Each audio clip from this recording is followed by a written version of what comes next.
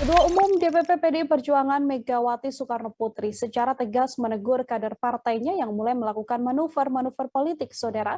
Hal tersebut disampaikan oleh Megawati dalam Rakernas 2 PDIP di Sekolah Partai Lenteng Agung pada Selasa tadi. Megawati tegas mengatakan bahwa ia akan memecat kader yang melakukan manuver politik. Dalam sambutan di Rakernas tersebut, Megawati Soekarnoputri menyebut ada yang mencoba menggoreng sikap PDIP yang tidak mengambil langkah soal pencalonan presiden. Dijelaskan oleh Megawati, ia tidak memberikan tolerir pada anggotanya yang main 2 kaki, 3 kaki, ataupun melakukan manuver politik.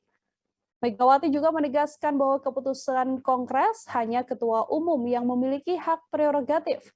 Ia juga menuturkan hanya Ketua Umum yang menentukan siapa yang akan menjadi calon presiden dari PDI Perjuangan.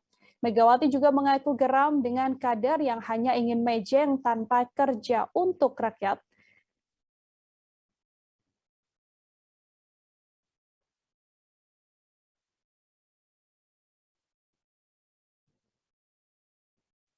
Ya, untuk mengetahui bagaimana pernyataan lengkap dari Megawati Soekarnoputri, saudara, berikut liputan lengkapnya untuk Anda.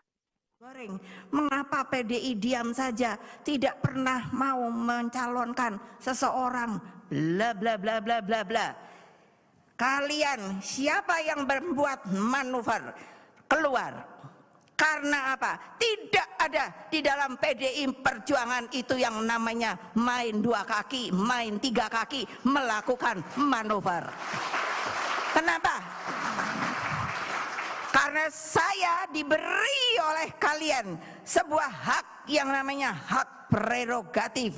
Hanya Ketua Umum yang menentukan siapa yang akan menjadi calon presiden dari PDI Perjuangan.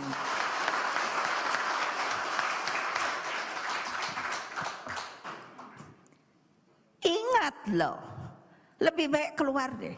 Lebih baik keluar deh daripada saya pecati loh kamu. Saya pecati loh. Biar aja ini kan kita. Jangan lupa subscribe, share, komen, dan like ya.